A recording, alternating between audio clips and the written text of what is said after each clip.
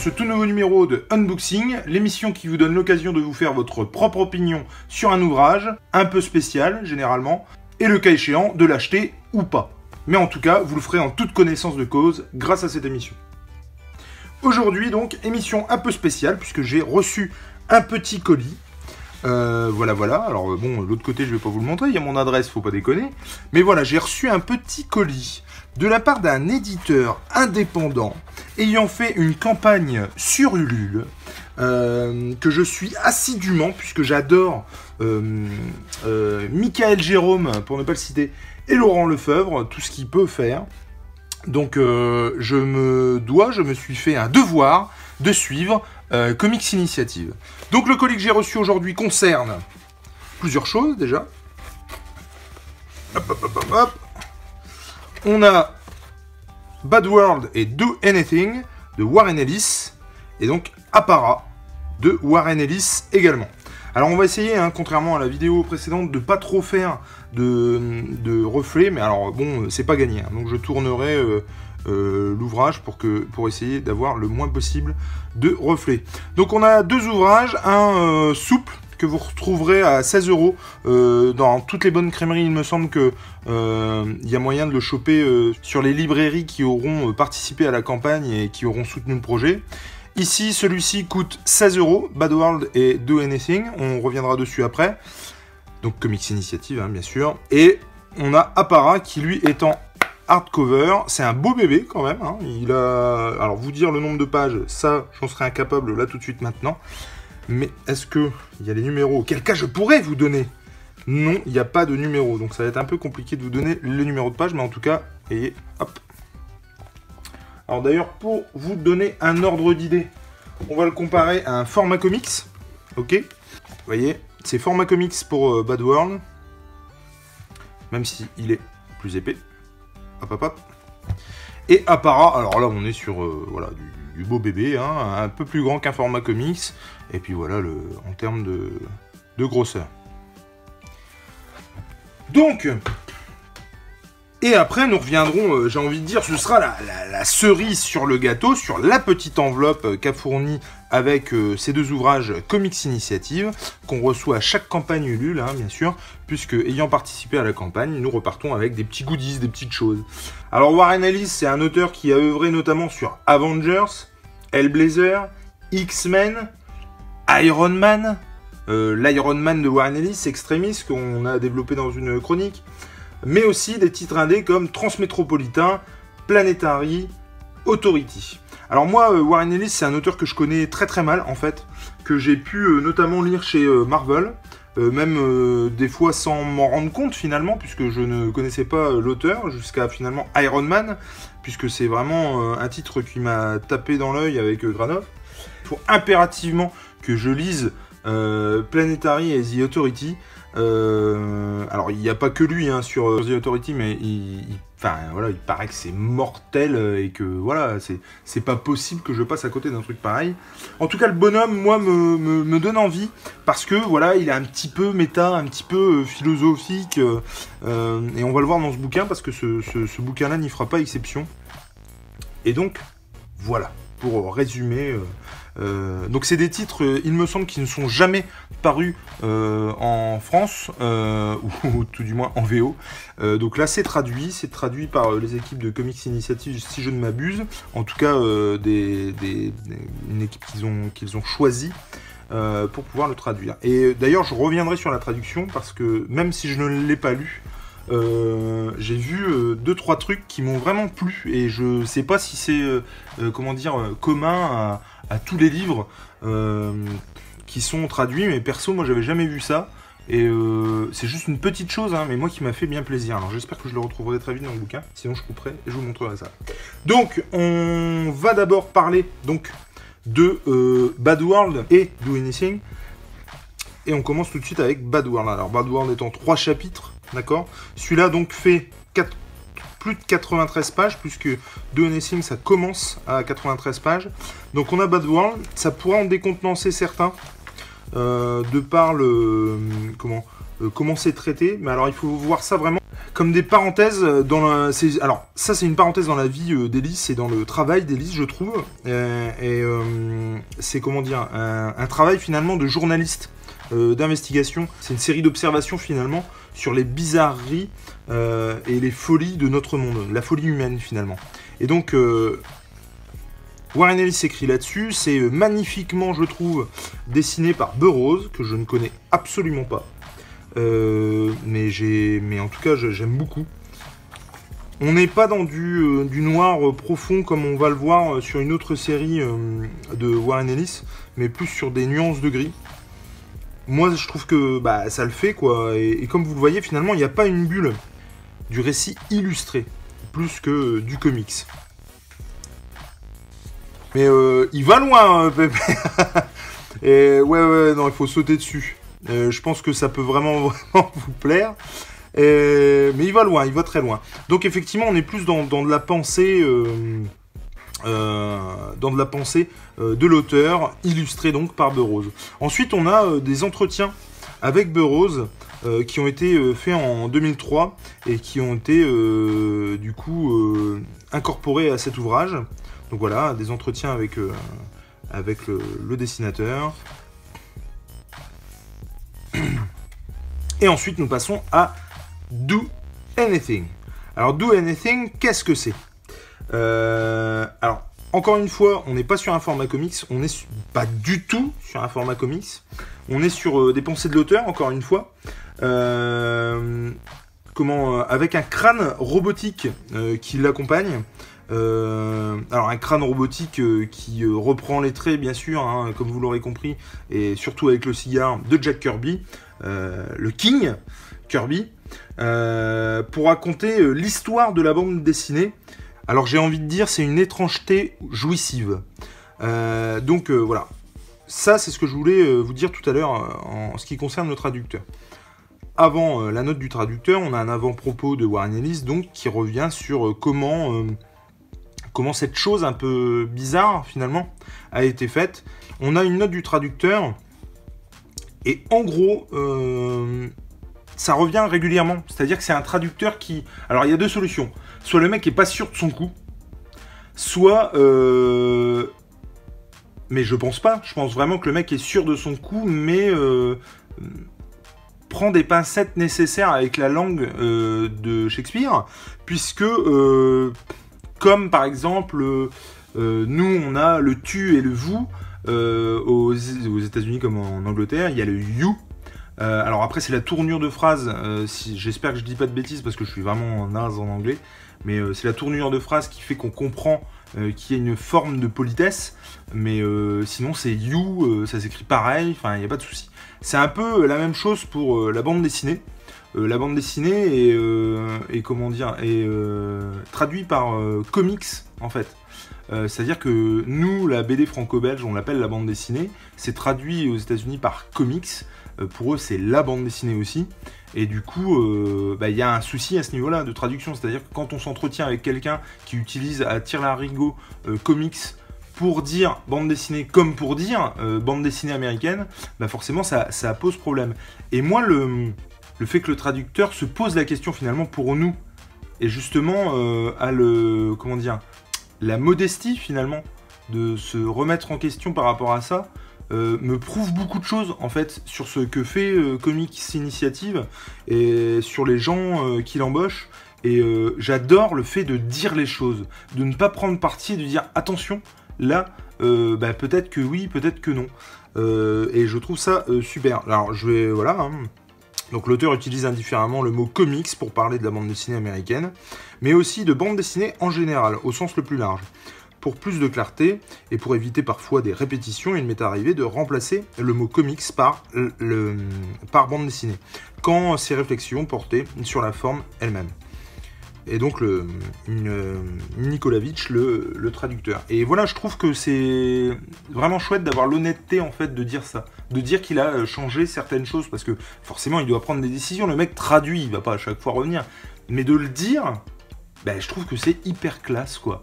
Et ça reflète ce qu'est Comics Initiative pour moi, c'est la classe de la modestie. Voilà. Bref, Comme vous pouvez le constater, hein, donc c'est paginé sous forme de chronique. Donc à chaque fois on a chronique 1, chronique 2, chronique 3, et cette mouche va rapidement me faire chier. Donc chronique 2, chronique 3, donc hein, comme je vous le disais, il revient sur le monde de la bande dessinée, en parlant notamment de George Lucas, de Dark Vador, de Kirby, de Morrison, de Garth Ennis, de Frank Quitely, et je dis bien je pense, que ça va être un régal à lire. Et ben je surkiffe. Je m'attendais vraiment pas parce que voilà, le comics, quand on vous vend un comics et qu'il arrive ça, c'est-à-dire des pages où il n'y a que des mots, sans faire mon non-intello de service, mon beauf qui a envie d'image quand même, faut pas déconner. Et ben là, c'est carrément tout l'inverse. Et ouais, je pense que je vais surkiffer ça.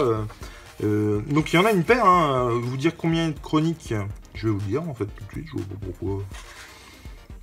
Donc il y en a 15, 15 chroniques, hein, donc sur l'histoire de la bande dessinée. Et je pense vraiment que je vais me régaler avec ça. Donc on fait un rapide récapitulatif. Donc on a Bad World, 3 chapitres, on a les entretiens avec Jason, je sais pas comment on dit, Burroughs, 2 interviews, hein, et Do Anything. Ok. Revenons tout de suite aussi sur cette magnifique couverture, donc, de Laurent Lefebvre, auteur breton de Foxboy, qu'on affectionne tout particulièrement avec Nico. On vous encourage vivement à lire et à voir, et à regarder et à vous délecter, que ce soit des commissions ou que ce soit de l'atelier workshop, du Kirby Enemy pour sa couverture, ou les titres de Laurent Lefebvre avec Foxboy ou Tom et William. Enfin, ce mec est super, et son talent n'a d'égal que sa sympathie à ce mec-là. C'est un gars qui gagne à être connu, pour paraphraser les bronzés font du ski. On a tous nos références. Donc voilà, ce comics que vous pouvez retrouver donc à 16 € dans toutes les bonnes crèmeries, celles qui ont participé à la campagne et qui l'ont soutenu, donc édité par Comics Initiative, au prix de 16 €, et aussi bien sûr sur le site de Comics Initiative que je mettrai en description, parce que ce serait vraiment une connerie, encore une fois, de le rater. Passons maintenant sans tarder à Apparat, donc comme je vous le disais, un plus gros bébé et en hardcover, toujours une couve de Laurent Lefebvre, qui cette fois-ci bascule pour le coup dans le comics, avec 3 récits, 3 récits qui n'ont rien à voir les uns avec les autres, 3 one-shot du coup de Warren Ellis. Donc, alors hop, on va essayer de mettre ça comme ça. Encore une fois pour éviter que vous ayez des reflets. Donc forcément, on a une intro de Michael Jérôme qui nous explique ce qu'est Apparat dans les grandes lignes, avec toujours une petite note d'humour. J'adore ce mec, définitivement. Donc forcément un petit merci, un grand merci, j'ai envie de dire, aux mécènes, une table des matières, une petite intro par Warren Ellis sur ce qu'est Apparat et comment il a débarqué dans sa vie. Ah oui, non, mais en fait, il y a carrément plein d'autres trucs. J'ai complètement zappé ce truc. Donc on a Angel Stomp Future, que je ne connais absolument pas, qui a été, en fait, je viens de me rappeler, en fait, qu'au cours de la campagne, pour arriver à un certain pourcentage, il y avait la pagination du bouquin qui augmentait, et c'est donc si je ne m'abuse, j'espère que je ne dis pas de bêtises, les récits qui ont été ajoutés au fur et à mesure de la campagne. Au départ, il devait n'y avoir, et c'est absolument pas péjoratif de dire ça, Crécy, Aethénique Mécanique et Frankenstein's Womb. Donc 3 récits qui ont été au fur et à mesure de la campagne agrémentés. J'espère encore une fois ne pas dire de conneries, mais dans ma mémoire, il me semble qu'il y a 4 petits récits comics qui ont été rajoutés à cet ouvrage. Donc Angel Stomp Future. Alors voilà, on va essayer de pas se faire striker. Donc là, on est sur du noir et blanc très détaillé. Bon, moi, je surkiffe, hein, donc voilà, il n'y a pas de souci à ce niveau-là. Ensuite, alors du coup, j'essaie... Voilà, c'est ça. On a Juan José Rip, c'est le dessinateur, donc. Alors, le dessinateur de celui qu'on vient de passer ou de celui qui va arriver, ça, je ne sais pas trop. Mais on a donc une interview de lui. On passe à Frank Ironwine, mais ça a l'air d'être un détective, genre un peu à la sauce Hellblazer finalement. Ah ouais, le style n'a rien à voir pour le coup. Donc pareil, hein, je vais pas vous spoiler, mais voilà, c'est juste pour que vous voyez un petit peu le style graphique. Donc Carla Speed McNeil, c'est la dessinatrice de ce qu'on vient de passer, Frank Ironwine. Donc on a une petite bio. Ensuite on passe à Simon Spector, qui donc a été rajouté à cet ouvrage, toujours de Warren Ellis avec Jason Burroughs.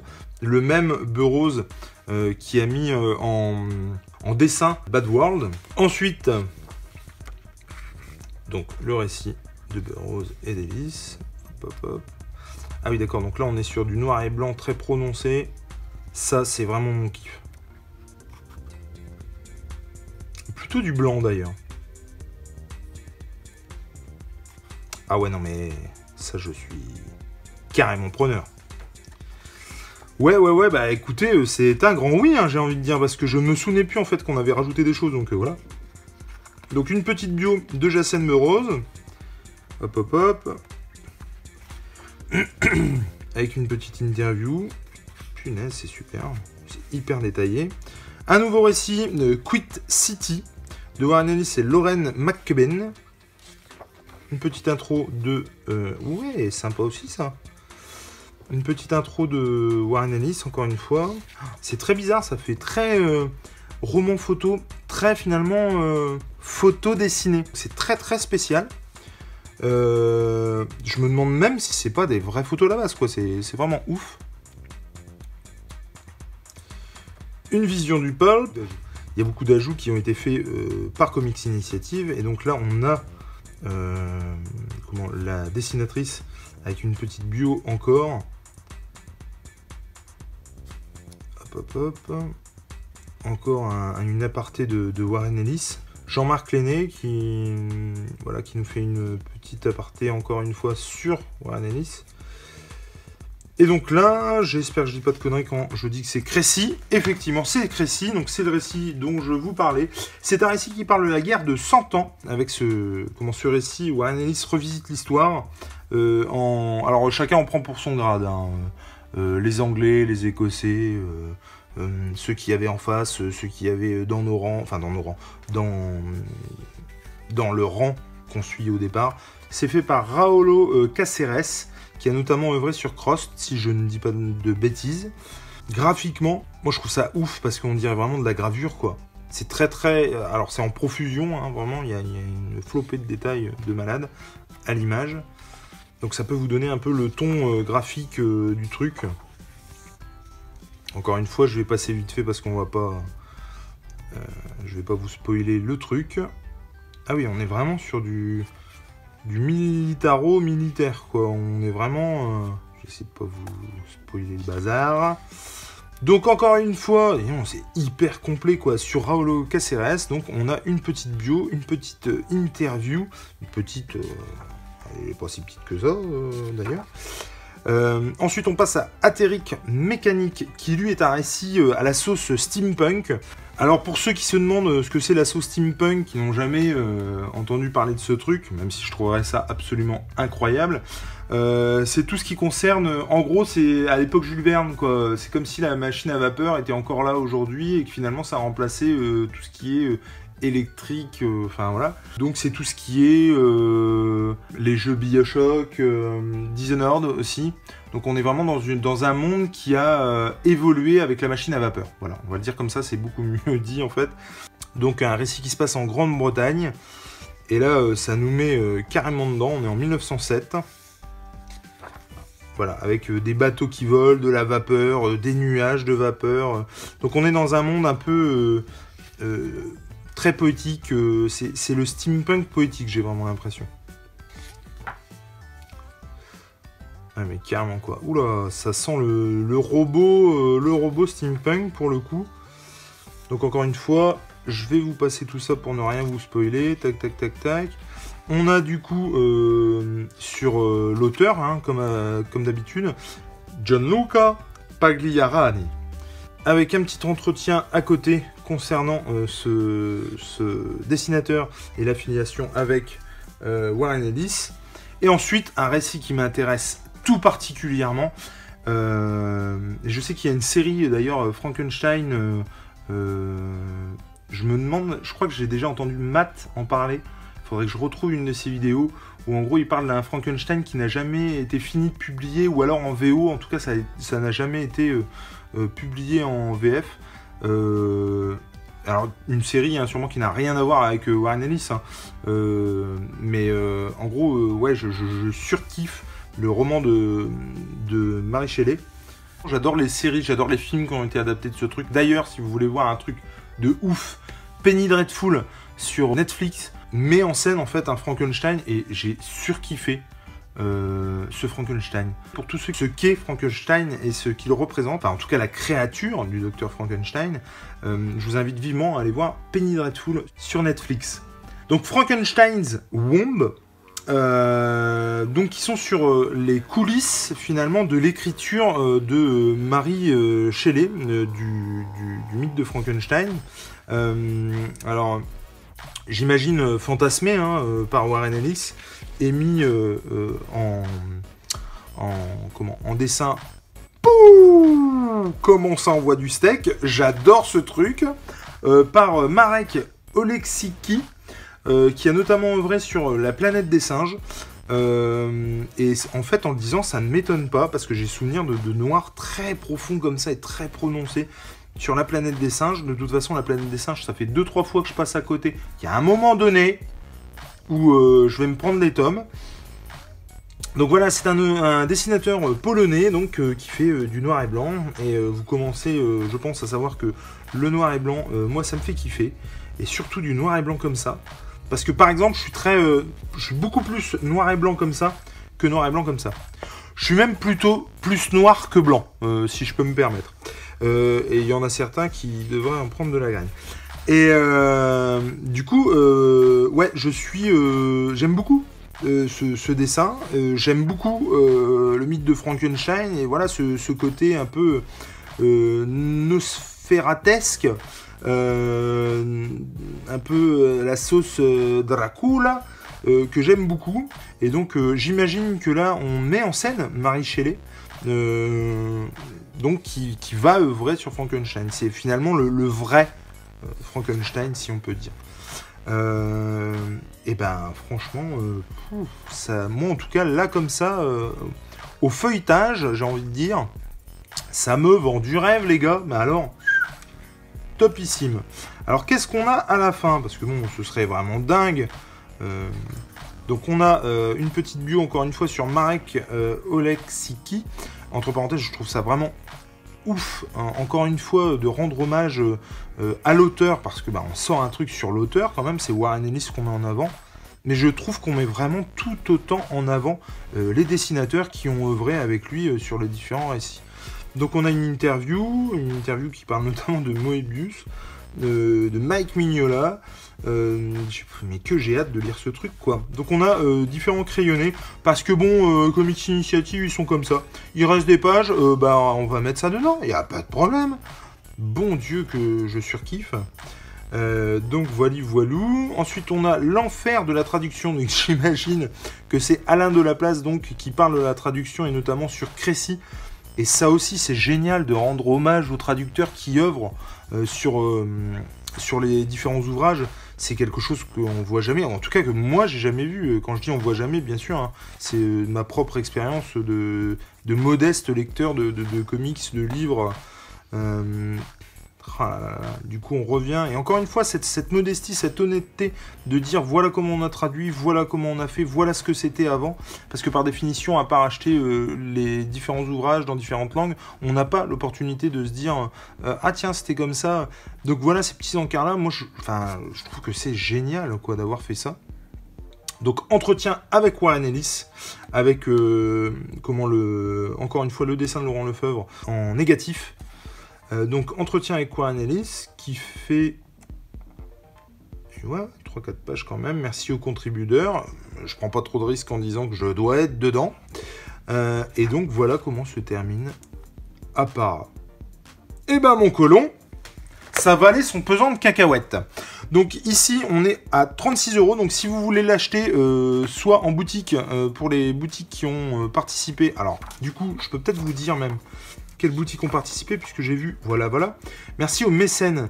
Donc là, il y a toute la liste de mécènes, et il y a 3 boutiques. Donc, je prends pas trop de risques en vous disant que vous retrouverez ces magnifiques ouvrages dans ces 3 boutiques. Donc, il y a Central Comics à Paris, il y a Librairie Expérience à Lyon, et Librairix à Bourges. Connaissant Laurent Lefebvre, enfin quand je dis connaissant Laurent Lefebvre, je veux dire on n'est pas potes, hein, mais connaissant un petit peu le mec, il n'y a pas des kilomètres avant qu'il y ait ça dans les librairies bretonnes, donc checkez aussi les librairies bretonnes, mais voilà, on peut toujours le commander.